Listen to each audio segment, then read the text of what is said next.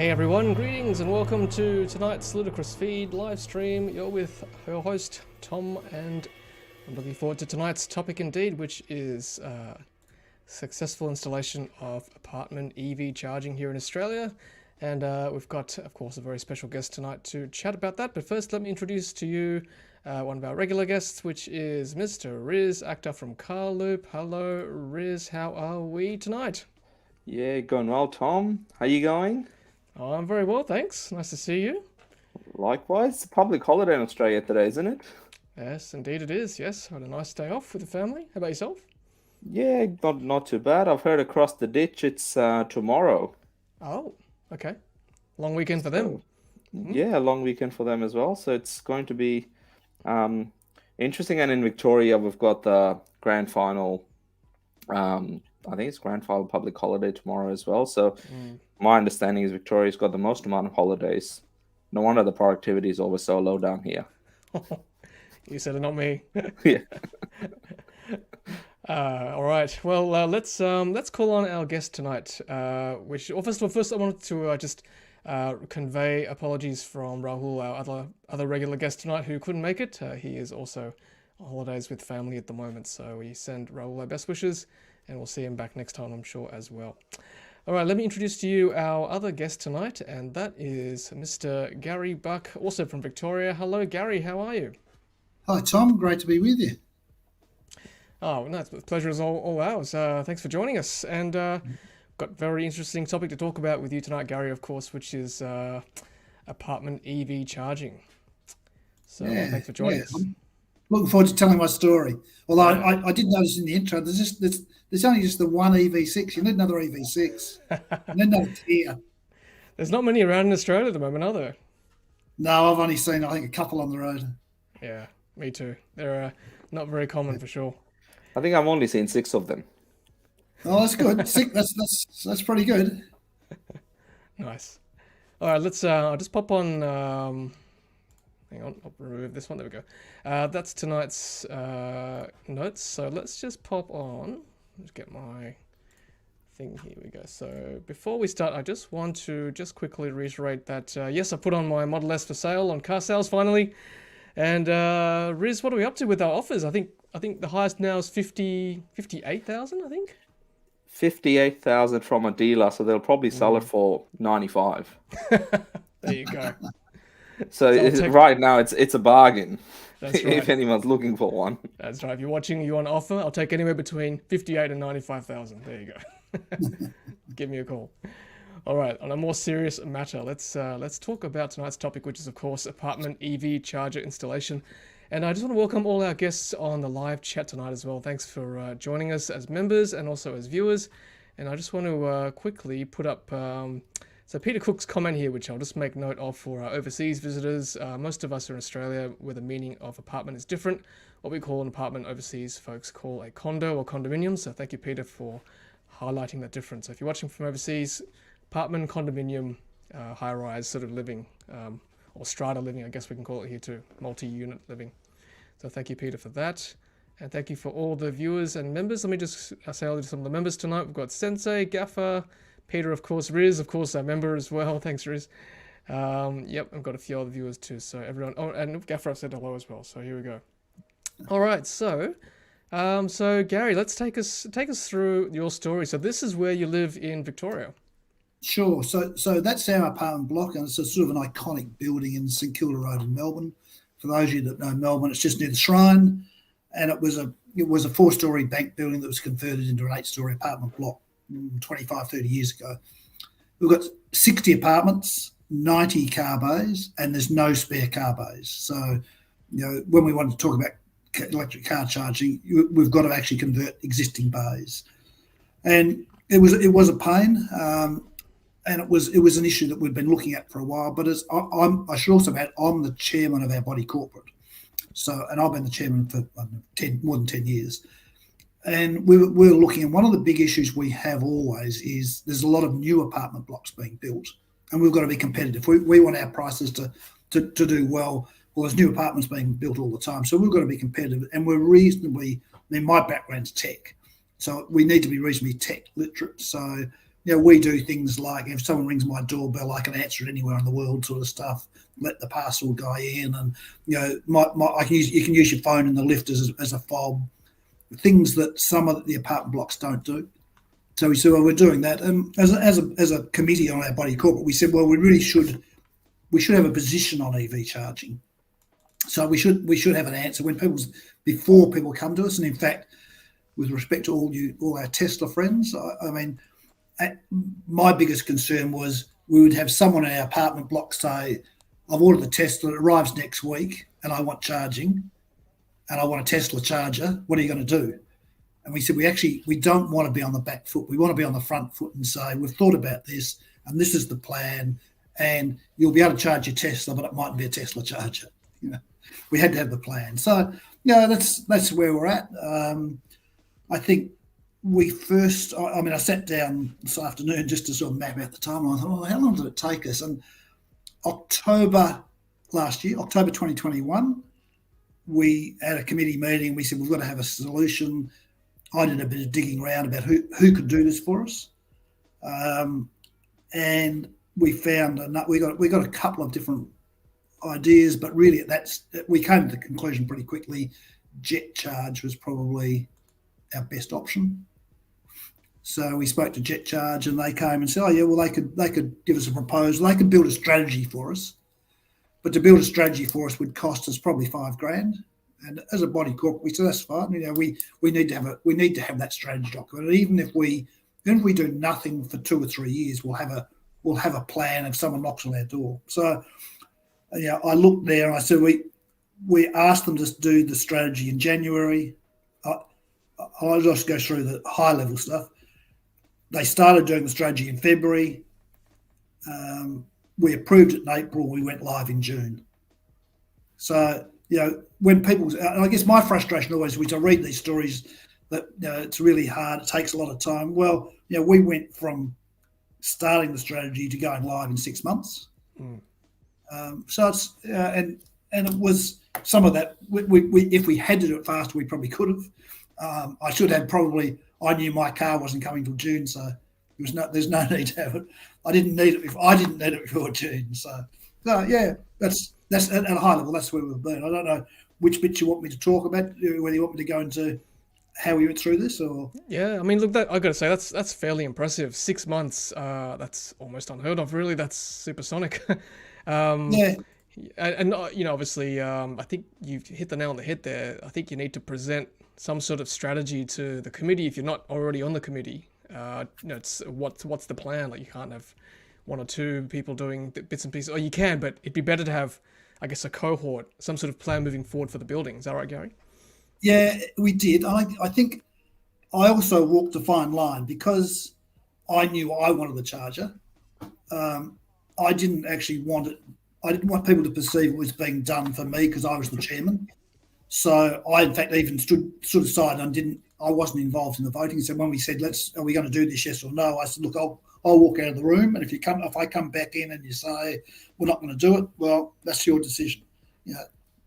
I'll just plug my charger into the power point in the wall and grizzle, and I'll drive down to the local DC charger and I'll live with it. Yeah. But I think a lot of it was and reflects what we've done generally as a building. It's digressing a little, but I guess for those of you that know Melbourne at all, Melbourne's going through building a new underground train line, and that's literally 20 metres from our front door. And so that's been going on for 5 years and still got a couple of years to go. And so we've had to involve all the people in the building all the way through about, you can't access your driveway this week. There's going to be a crane next week. This is going to happen. So we've had a lot. We've run a very active blog for the building. We've got an active community. So people are used to being hassled by me and others to say, this is what's happening. This is what we're going to do. Some trees are going to get cut down. And so that was the background, I guess. Then when we started saying, well, we're thinking about EV charging. This is why we're doing it. People just took it in their stride a bit and also understood that it was going to come sooner or later. So let's get on board. We ran a survey, which was really quite interesting. we run an annual survey anyway, just about the building generally. We ran one about EVs, and we got the complete range. So there's 60 apartments. I think we got back around 50 people replied, and in those 50 replies, we got, I think we probably, I'm trying to think, well, I think we got 6 or 7 people said they'd buy and they expect to buy an EV in the next 3 years. So yeah, it's not big numbers, but it's reasonable. But we also got, I think we got half a dozen people said they will never buy an EV in their lifetime. And so, oh gee, they might be a bit hard to convert. But we also got that whole range of fears like, I'm worried, I've got my very expensive petrol Porsche parked here, and I believe that your EV is going to put my car at risk. The car park's going to go up in flames. Yep. You think, wow, where do they get these ideas? And that's when you say to them, well, you realise that even if we don't have charging, I can park my EV car in next to your Porsche anyway. The fact it's not charging, I guess, makes it slightly higher risk. But so we had to go through a lot of issues like that, and it wasn't rocket science. I went back to our insurance company and said, "Do you think there's a bigger risk?" And the insurance company were happy to provide me a letter saying, as long as you get the thing installed by a reputable installer, there is no greater risk. Your insurance premiums don't change. We don't care. And people said, "Oh, gee, if the insurance company doesn't care, maybe it's okay." I also went and spoke to a number. We won't have huge turnover. We have a bit of turnover of apartments. So I went to real estate agents that sell apartments in St Kilda Road, and I got 2 of them to say, "No, we're quite happy to tell you that we've lost sales recently because apartment blocks don't have an EV strategy, let alone a capability." So you say, well, okay, guys, if you want your value, even if you don't want an EV, even if you're never going to have one, it's worth having a charging point in your car bay. It'll increase the value. So it's jumping ahead a bit, but I mean, in round figures, stage 1 cost us 30 grand in round figures between 60 apartments. So let's call it $500 each. So I said to people, you can't convince me your apartment's not going to go up by $500. Everyone agrees, whether it's going to go up or not, or how much is it going to go up. It's certainly worth $500. So when it came to a push, it wasn't that difficult to get people to agree. I mean, they didn't have to find the $500 because it was we had that in the kitty anyway. But everyone was quite comfortable. So yeah, it wasn't too bad. Yeah. Well, look, that sounds like if you present your facts, and put it into monetary terms, financial terms that people can understand. I think that probably helps push the agenda a bit more forward. And the fact that you said that really got to me when we first spoke is that having your apartment or having your Strata EV ready will potentially increase the value one day, or at least not lose value, because people, whether they're renting or buying, and if EVs are the future, they'll look at an apartment block that's already EV ready. So that really hit home for me. Yeah, I mean, we even had one of the guys who rents his apartment out said, I get a bit of turnover of tenants. Next time I'm trying to find a tenant, if I say it's EV ready, I'm sure even if they don't want it, it looks cool. It looks like it's future proofing. It looks like it's a forward looking apartment block. So he said, I'm happy to put a charger in just to make it easier to rent my apartment out. So it was cool. Okay. So I think when we sat down as a group and said, what do we want? I mean, I should have, my background is I worked for major corporates in large IT roles for 30 years. So I said, what do we really want? And I guess it came back with a few things. The body corporate should fund what I said was the common backbone. It should cover realising that there's a lot of non-technical people in our building. So I said, we need to protect the circuits in the building. So you don't want someone charging their car is going to trip the lift, so the lifts stop working. So it'll have a common backbone, it'll have circuit protection, it'll have some sort of load balancing. And the fourth one was billing. We said what we don't want to do is anyone getting a free ride. And again, this was especially because my car was the first. And I said, we don't want our body corporate manager having to do 1,000 transactions a month to bill people $5 and $10. So that's what we went back to jet charges. That's the solution we want. And when and so that's what the body corporate would pay. And I said, what the owners should pay is the owners should pay what I'm calling, it's a bit like the telco last mile. So there's cable running in the middle of the building. To connect my bay, I've got to connect the last mile to my bay, and I've got to pay my charger. Dare I say fiber to the node? It's a bit controversial. not quite the same, but that's kind of the idea, isn't it? Yeah, it is. And I should add, our building has 3 separate fiber providers as well. Nice. Yeah. And then the users pay directly. And so when I talked to the jet charge guys about that, they said, yeah, that's fine, we can do that. And they came back with a couple of options. They came back with one option, which was up to 30 bays. Remembering we've got 90 bays in the building. They said we could do up to 30 bays for about 30 to 35 grand. It turned out to 35. And then the last mile would be about 20. I'm just looking at my numbers here. 2,400 a bay plus 1,900 for a charger. Now, people say, well, that seems a lot. And you say, well, if you were putting it in your house and it was 4 grand, it's a bit on the high side, but it's not over the top. I don't think. And then they'd use ChargeFox to do the billing. So that was option 1. Option 2 was to do every bay in the apartment block for 95 grand. And then you're obviously up for the same for the last mile and the same for the billing.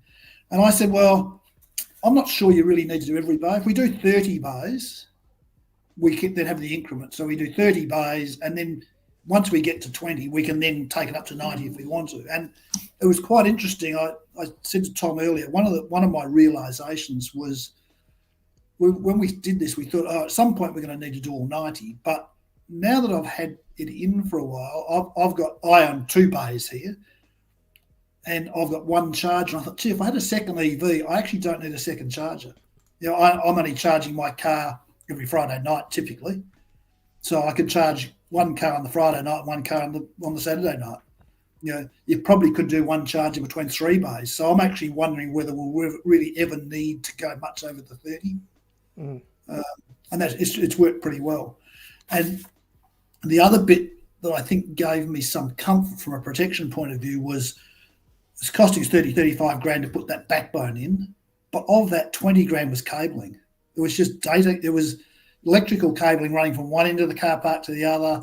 It was putting data cable, Ethernet cabling in both levels of the car park. And you think, whatever happens technology-wise, we're always going to need an electrical cable and an Ethernet cable.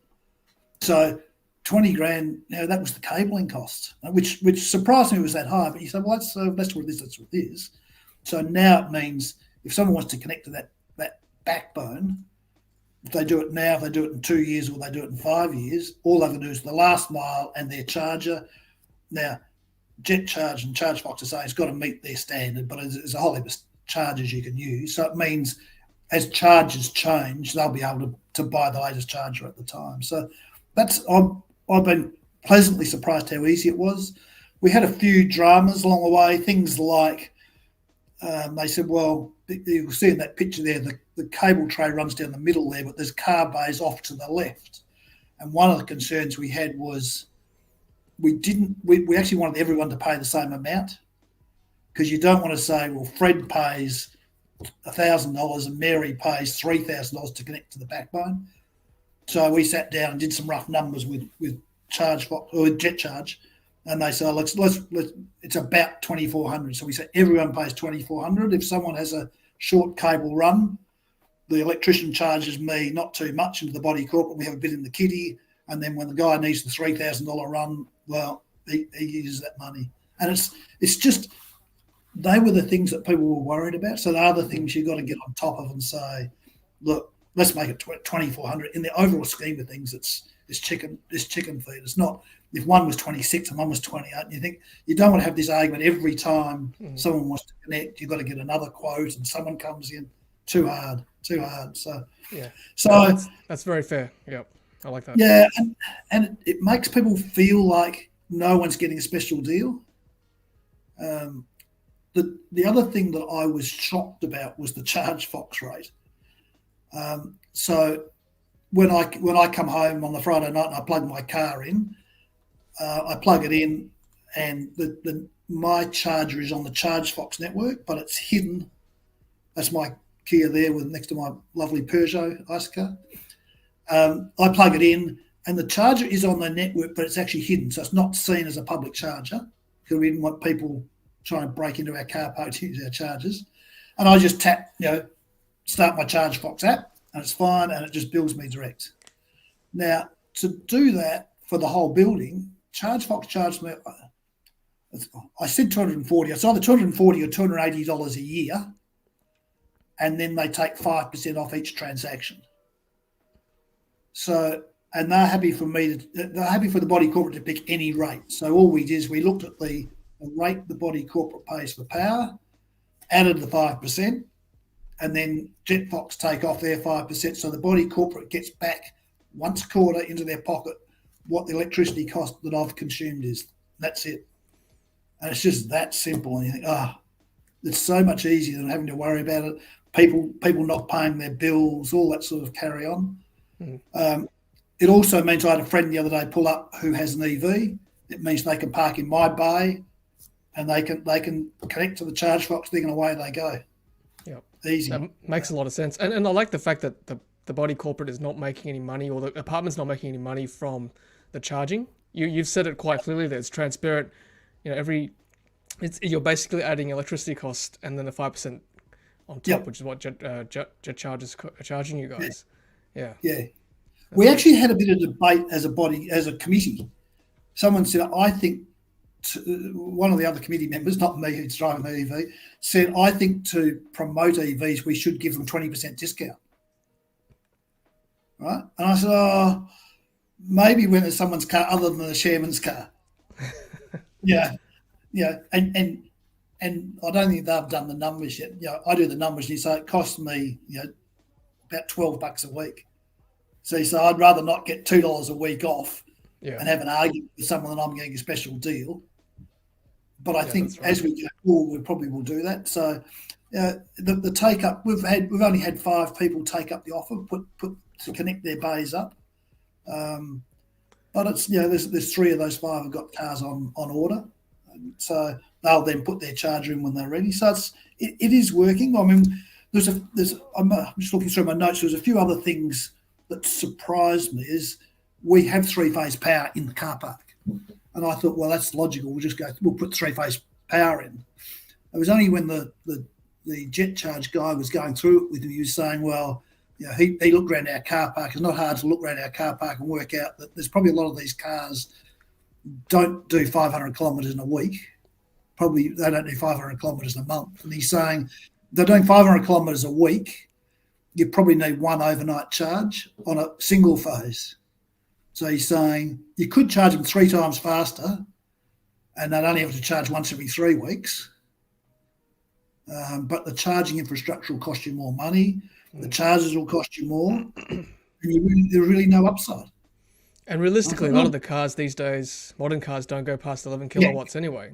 So it's not really 3 times. It's like 1.5 times. You pay more money, and there's really no upside. But to me, it was one of those ones where you think, we've got 3-phase power. We might as well use 3-phase power. But you think, when you do the numbers, when you sit down and think about it, it doesn't stack up. I think, Gary, if you had visitor spots with, shared charges, which I don't personally like, I think what you had is a better solution. Then maybe 3-phase might be a better, or even a DC charger might be good there. But if everyone's got their charger, or if it's shared between 2 or 3, I think single phase is plenty, personally. Yeah, correct. But it was one of those ones that I hadn't thought about. But you start thinking, well, let's go to the maximum. Well, it just really doesn't help. Yep. There's a couple of other things we went through and talked about was what happens if ChargeFox goes broke or disappears, or what happens if Jet Charge disappears, where you start looking and think, well, there's not much risk. We've got the charger.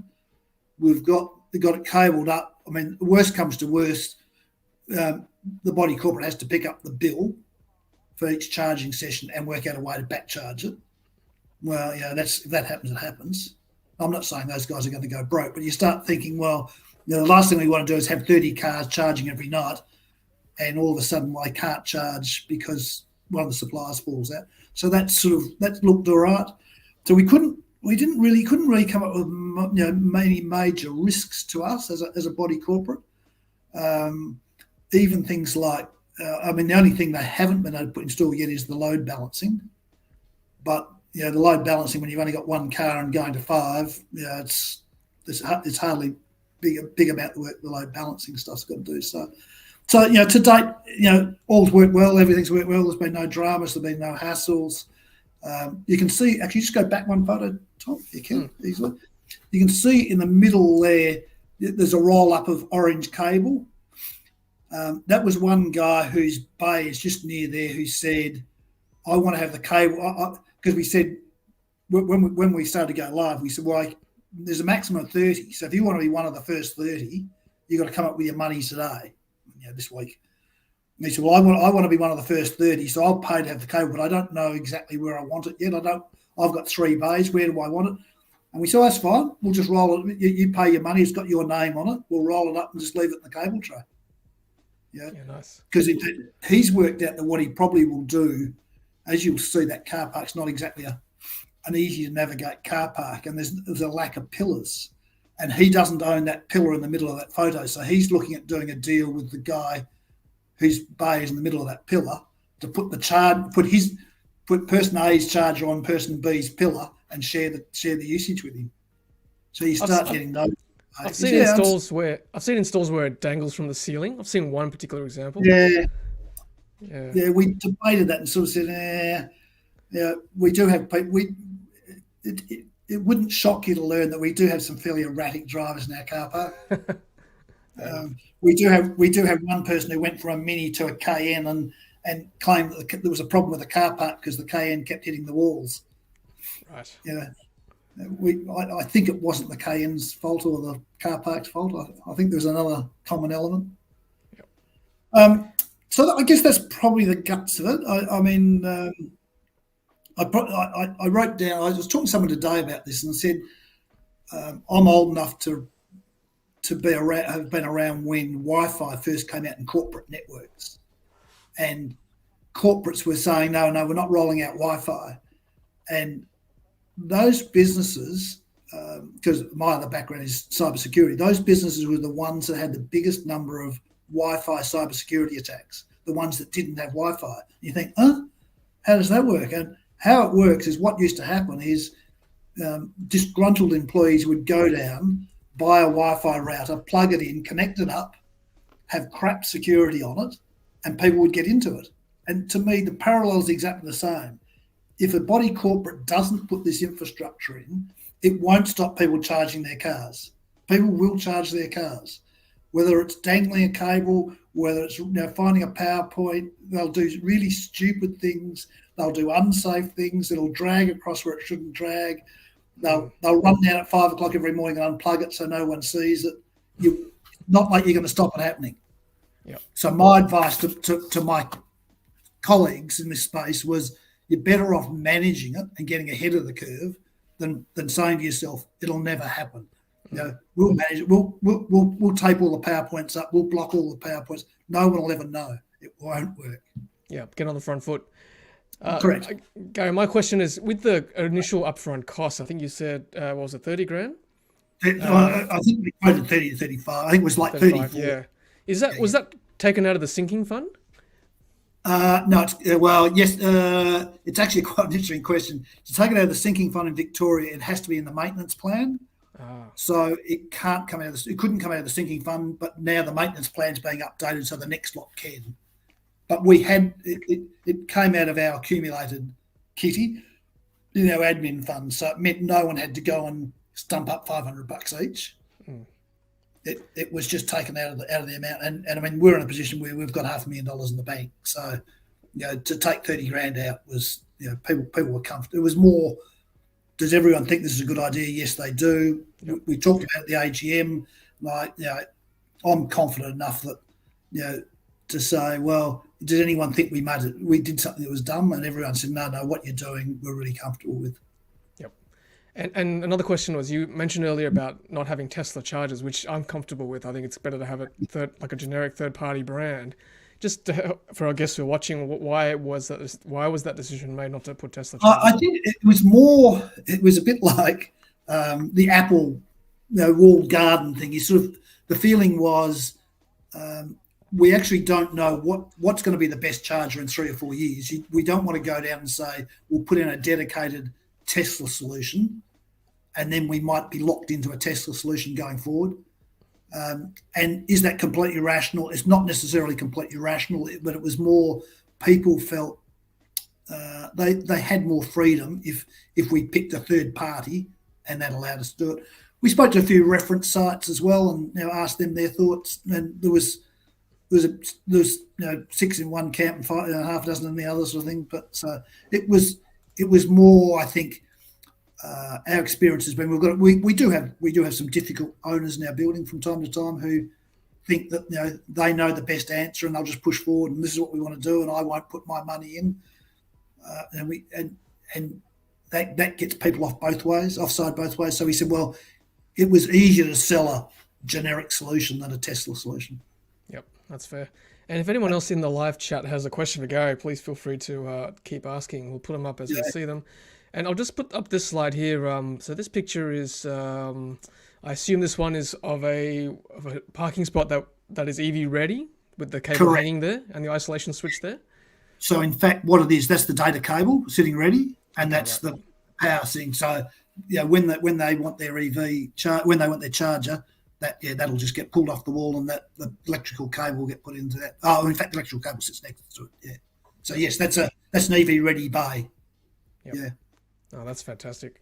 If you go back one photo, if anyone's got any suggestion what to do with all these push bikes. Oh, right, yep. Where else? Here we go. I think we've got 35 push bikes there that no one's ever seen any of them used. I actually thought when I first saw this pic, it was either graffiti or some sort of wall art. I looked closer. Yeah. Oh, it's push bikes. Any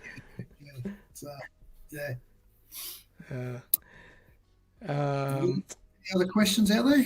Yeah, let's see. We've got some comments about the building system. Yeah, building system is good. People like that. I like it too, actually, the fact that it's outsourced. And to me, I had no idea what ChargeBox would charge, but I mean, 5% to me was reasonable. And they say, we've got to charge a $240 admin fee a year. You think, well, $240 admin fee for a year is, to me, neither here nor there. Mm. Is that per spot or the whole thing? That's in total. In total? Oh, come on. Yeah. For 30 spots, that's pretty good. Yeah, and you think, and to date, I mean, and as I guess anyone who's charged their car knows, there's a lot of little transactions. Mm. Yeah, I plug my car in, as I said, most Friday nights, but now occasionally I'll think, I might go up and visit my brother next week on the weekend, so I'll charge to 100. It's at 85%, so it's only a couple of bucks. It also does allow you the ChargeBox rates do allow you to set peak and off peak. So all we did is just mirrored what we're paying our electricity provider. Yep. So if people want to charge off peak times, they set their car to charge off peak times, and so be it. Makes sense.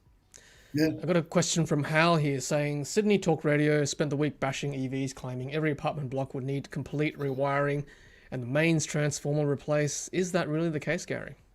Well, we didn't need to do that.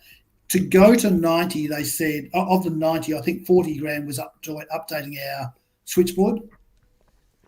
But they were comfortable we could do 30 without upgrading it. And they're putting in all the protection circuits and everything else. So, there's our body corporate electrician and the jet charge electrician both spent time and effort going through all that and said, no, you're fine. So some will. I mean, but then when I thought, well, if we only ever have 30 charges, we probably we might never need to do that. Mm. Yeah, because the 30 charges will charge. I think 30 charges will probably charge close to 90 cars. Yep.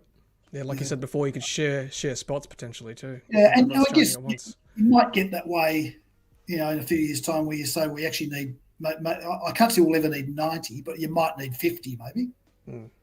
So that's when we'll get the electrician back in to have a look and say, well, if we're doing 50, how close to the wire is that? I sort of said pick a number like 30 and then pick a total. They said if you get to the total, you'll have to upgrade it, but at 30 you won't. Can I just say at the halfway point, I reckon Gary and this apartment in St Kilda Road, I reckon it holds the current Australian record for retrofitted EV charging spots. I mean, I know you don't have every spot, with an EV charger, but you've got 30 EV ready spots. I think this is the current Australian record for retrofitting. So I'm happy for it to be broken. So if anyone is watching and you've got more, let me know. We're happy to get you on the chat too, on the stream. So I probably should say we have one apartment for sale. We'll come up for sale next week. So there you go. Yeah. More questions for Gary. So from Oliver here, how was the communication with JetCharge? Let me go back 2 steps and say I'm used to managing suppliers. One of my roles, I work for a major corporate managing global supply agreements with Microsofts and Oracles. I did have to manage JetCharge. You did have to say, you ring the guy and say, you said you were going to be here Monday at 9 o'clock. Are you going to be here Monday at 9 o'clock? Yes, I am. And then when he's not there at 9:30, you ring his mobile and say, how long before you get here? And then when they put it all in with everything except the load balancing, you say, I'm not paying until I've got the load balancing. That's fine. And they'll ring me and say, well, load balancing's now another week away. So yes, you do have to work at it. I look at it and think, I put my customer hat on from their, or supplier hat on from their point of view. You think they're making not much on this, and I know they've also got some contracts to roll out major stuff across Australia. I'm probably not their highest priority customer, so I know if I'm a bit noisy and a bit reasonable and keep hassling them. Yeah, so you're right. Whoever the comment came from, the name's popped off the screen. It's not trivial, but if you keep at them, they do respond. Okay. Still, 6 months is very impressive, I must say.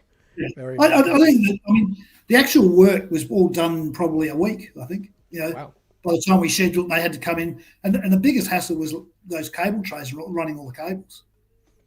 Yeah. Now, the other gentleman I interviewed on my channel with the one spot, he was saying that he had to sort of sweet talk some of the owners by giving them gift cards to move their cars here and there. Was that an issue too for you? It was a bit of an issue in that we certainly didn't. We have an on-site building manager who knows everyone in the building and looks after them, and he just says to people, look, we're going to have to shuffle cars here and there a bit, but everyone was okay. Everyone could see it was the greater benefit. Yeah, it was a bit of a hassle, and again, we put it up on our blog and say, look, if you desperately need your car out between 7 and 8 tomorrow morning, get it out early, because there's going to be people drilling holes in the roof. And we did have these guys were pretty good. They had sheets to throw over cars, so the cars didn't get dust and crap all over them, and so it's not trivial, but it's not too hard. I mean, everyone can see the guys are down there working. Just get your car out early, car out late. Be a bit patient. Don't yell at the man. So. Communication's the key. I've got a question for you, Gary. So the initial, the strategy that you put forward, as in you set up with JetCharge initially, that $5,000, was that out of Strata's fund as well, or was that from your No, it was out of Strata. It was out of Strata's fund, and we said we might just do that. And in fact, they came back with a third option, which was they reckoned we could just use our existing GPOs, existing PowerPoints, for probably 2 or 3 cars if we really wanted to. And they said you won't be able to do any billing, but if it's only 2 or 3 cars, it probably doesn't matter if you don't care. So we said, well, the body corporate needed that strategy, so we could say to people, we've looked at it, and that was one of the options. We said, well, no, now we've got there, we should keep moving, keep pushing. Yep. So, yeah. I guess for those people watching, that might be, $5,000 in the grand scheme of things is not a lot of money for a Strata building. So that might be actually the first thing you could propose to your body corporate, to say, well, that $5,000 is not a lot of money. Let's do that first and get some sort of strategy. Yeah, I agree, because one of the things they did there was high level checking of the circuits to say, oh no, you can do. I think at the time they said, well, you can do a fair number without any upgrade. And I said, what's a fair number? And they said, it's certainly more than 15 and less than 50. So you say, okay. So then we knew we could do step one, which was get us. And so then when we committed, they said, well, they'll come and firm that number up. Yep. So yeah, I agree. It's $5,000 well spent. And people will say, well, what do you get for it? You get a bit of comfort and you get a bit of long-term planning. And even if you say you're not going to do it for 5 years, not going to spend any money for 5 years, for me as a chairman of Body Corporate, it was good because you could say, we've thought about it and this is why we're not doing it, or this is why we're doing it. This is where the numbers are. And most people in apartment blocks have no idea what things cost. I mean, we're talking recently about we wanted to put electronic screens in our lifts rather than the paper thing. And to put a PowerPoint in the lift was going to be $20,000. Wow. Because there's only 2 lift companies, and we said, really? It can't be. Honestly, in the end, we've worked out a way to do it for less. Yep. But you think, all those things are different. Yep. It's not quite a standard house environment. So, yeah. So, yeah, I think you're exactly right, Tom. That's the best. That's a great $5,000 investment. Mm-hmm. And I don't make any money. Good. Question for you, Gary, from Philip Lucas. How many amps is the breaker for the new EV charger circuit? Do the chargers share the capacity dynamically? So if all cars are charging, the rate is slower. I don't know what the amps in the breaker is. If you want, Tom, I can chase that down. Yes, it does. It does do load balancing, and so we can do 30 cars. I think.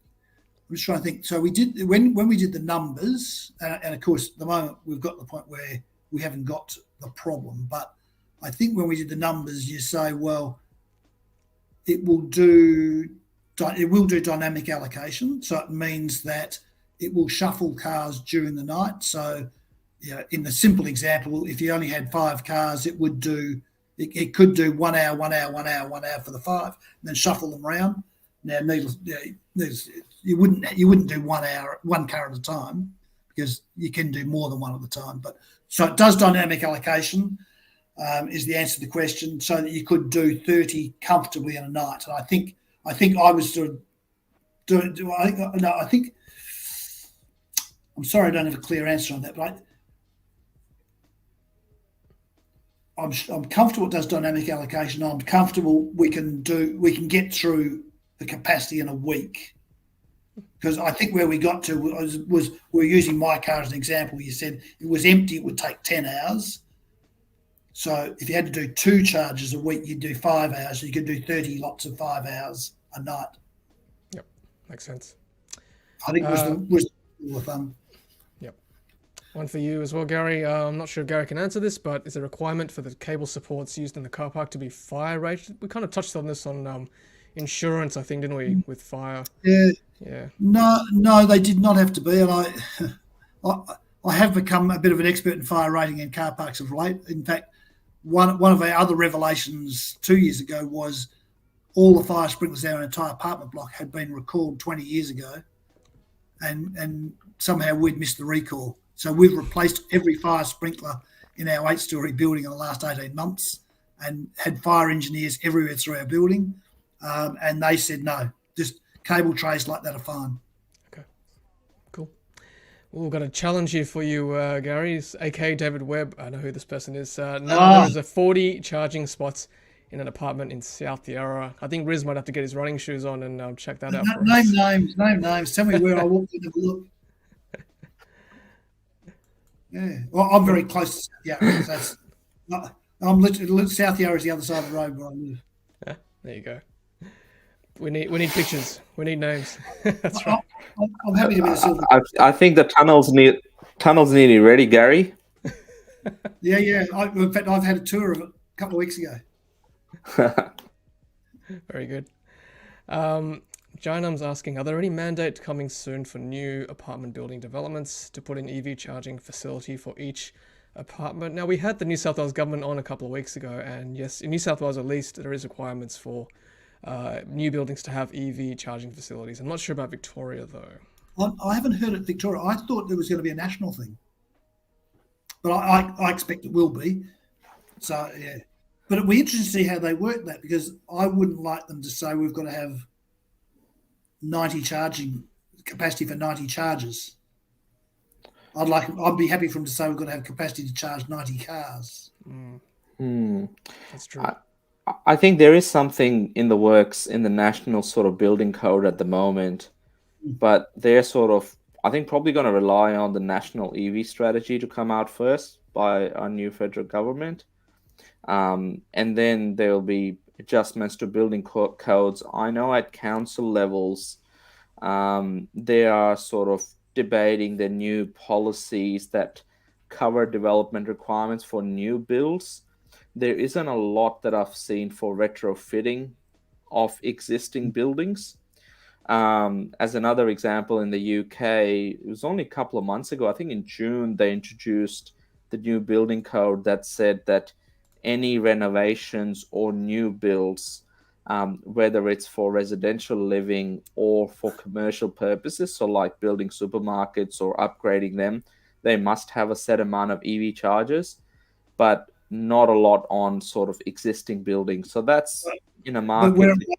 Where it might get picked up in Victoria is a lot of things in Victoria. If I have to get a building permit for anything in our building, I've then got to bring it up to the current code for everything. So like disabled access and ramps, I don't have to do that unless I need a building permit to do something else. That's where you trigger it. But where it'll get caught up is exactly where we get caught up. You say all the existing new buildings near us will have to have it. If we want to be competitive, you actually have, at some point you have to do it. Yep, agreed. And Gary's very kindly sorry, I'll just run through this one. So he's given us some numbers as well that correlates with what we talked about, his options and how much they cost, and then the strategy report as well. So there you go. If anybody wants to pause that screen there when they're watching on replay, that's what Gary sent to me. So thank you, Gary. And I'm sure, I mean, I don't think Jet Charge gave us any special deal. That was their standard prices. So I suspect it'll be similar. Yep, perfect. Well, Gary, that's great. Thanks for going through all that with us. As you said, your solution is fantastic. To me, that makes a lot of sense for a retrofitted building. So best of luck to you, and we'll obviously, keep in touch. And and you have my contact details. If people want to contact me, I'm happy for people to flick me an email and ask me questions. I think, we're all in this together, and I think it's a bit of a learning exercise, and the more we can get everyone up the curve, the better. And I guess that was the biggest thing I wanted out of tonight, just to say to people, maybe we've been lucky, maybe things lined up for us now. Switchboard's better than someone else's, but don't believe all the negative stories. It is possible. It is possible to get it through. It's not that hard. It's in and going. Yep, exactly. Yeah. Right, Gary. We'll run through unless you want to stay. We're going to run through the rest of our slides. You're welcome to. No, I'll stay and listen. Yeah. Okay, cool. All right, so we've got some more slides for the rest of our live stream. So we've got Riz to talk about some of the EV trends running around the country at the moment. So Riz, take it away with this one. Awesome. We started to track, you guys have seen some of the Model 3 stuff that we're seeing now with the amount of ads that are around the place on platforms like car sales and Facebook Marketplace, as people have been ordering their Model Ys and since those orders opened up. Now we've started to track Model Y listings as well. And get this, by middle of September, we had over 100 unique listings on multiple used car platforms. And they only delivered 1,000 or just over 1,000 Model Ys in August. So 10% of them, or 1 in every 10, is already up for sale. Goes to show there's some people looking to make a quick buck, but I think it's not going to go their way because there's a lot more coming. 1 in 10 up for sale. Good for the used EV market, and prices are coming down. Yep. Yeah, I agree, Riz. I don't think they'll be making too much money with more cars coming. I agree. Now, some more trends from Queensland. Yeah, so I think last week or a couple of weeks ago, I shared the trends around New South Wales, and this time around, we looked at Queensland. In August, over 920 Teslas were delivered to the Sunshine State. And we also then broke it down a bit further into Model 3 versus Model Y. So looks like over 2/3 were Model 3s and about a third were Model Ys. So Tesla are trying to, backfill those orders that have been around for since December, January, and they're catching up. I think they're up to about March or April for the standard range pluses, long range, and performance Model 3s. So yeah, it'd be interesting to see how things start to flow, but there's a fair few more ships on the way, and I think Tesla will be bucking the trend around delivering, closer to the end of the quarter for us, where it might just be an ongoing thing now that the Shanghai's upgraded, so a lot more Teslas hitting our roads. Yeah, I've noticed that the ships have been just steadily dribbling in, so to speak, so that's good, rather than one big batch at the end. Hopefully our performance Y will come soon too, fingers crossed. Hopefully. Yeah. Speaking of, we'll go through that later on, but Victoria's got a similar pie chart here as well. Yeah, very close to Queensland. We crunched these numbers this week, and it seems that roughly the same amount of cars, only a little bit higher in Victoria, were delivered in August. And yeah, the breakdown is roughly the same as well for Model 3 and Model Ys. So it's good to see that they're sort of splitting it equally, and one state isn't getting too many more Model Ys over Model 3s and the rest. It's good to see. And of course, if anyone wants data from Riz, that's where you go to, Car Loop, who will fill you in with everything you need. Thank you, Riz. No worries. Thanks, Tom.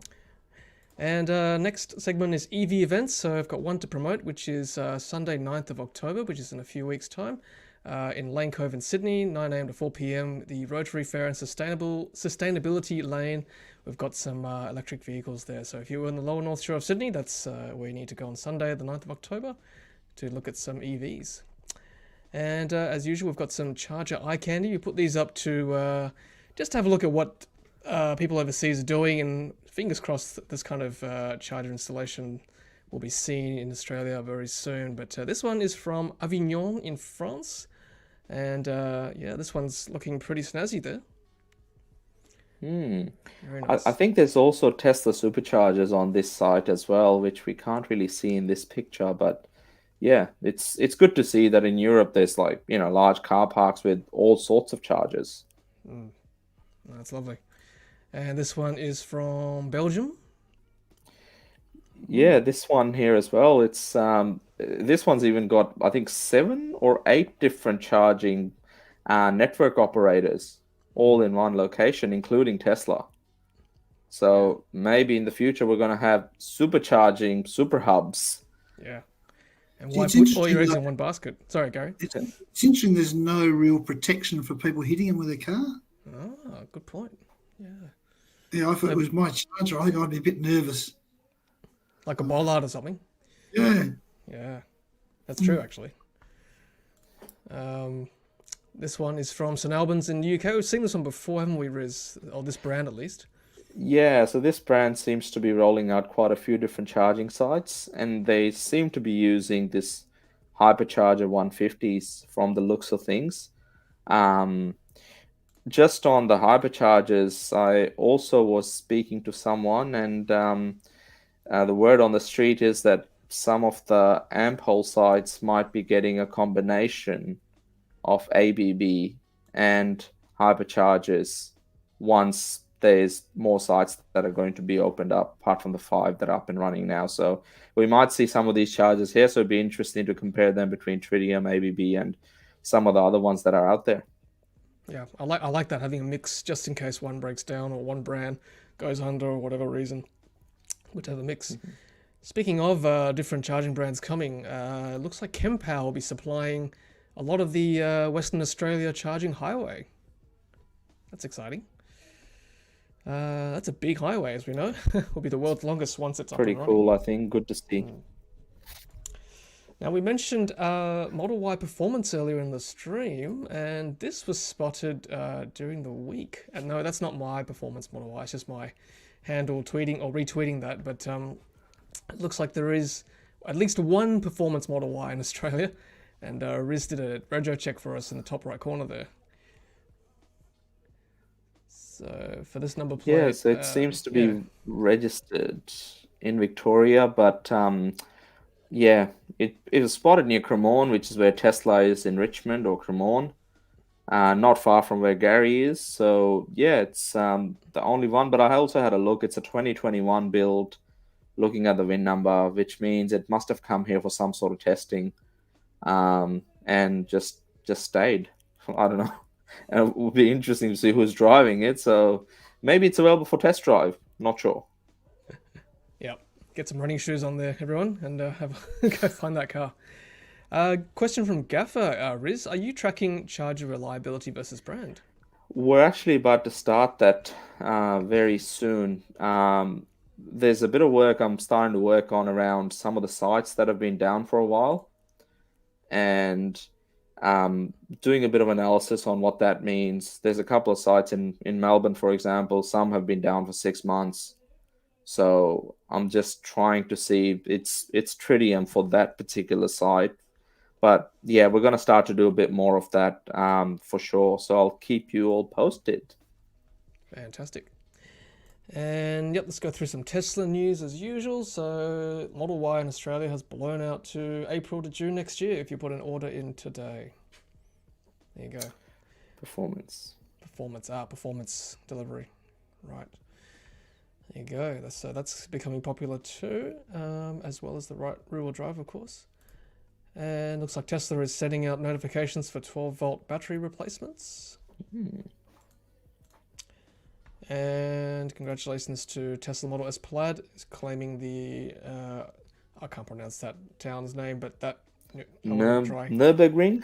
Nürburgring, okay. Nürburgring, yes. Yeah, the infamous one, not infamous, the famous one, EV record, 7-minute 35 lap, taking it back from Porsche Taycan. So, well done, Tesla. And no BYD news this week. Not that I could see anyway, unless someone knows anything else. More deliveries, I guess, trickling in around Australia. And one other bit of news, Xpeng officially launches G9 SUV equipped with 15-minute fast charging and ADAS that could top Tesla full self-driving. Ooh, big claim. Yeah. That's an exciting car. Looking forward to other brands entering Australian market as well, especially EV only brands. And this car is, SUV, what people want, looks pretty cool, has all the bells and features, sort of what we're looking for. But it'd be interesting to see if they decide to ship them into a right-hand drive market, because at the moment they are supplying to a couple of countries in Europe. So let's watch this space. Indeed. Xpeng, we welcome you. The more the merrier, I say. Definitely. Okay, well, yeah, I think that might be it for tonight, ladies and gentlemen. Gary, just want to thank you again on behalf of myself and Riz for coming on tonight's stream and being so informative and honest with your condominium apartment EV charger installation. No problems at all. Happy to help. Happy to share. That's been Thanks, great. Gary. I've enjoyed it.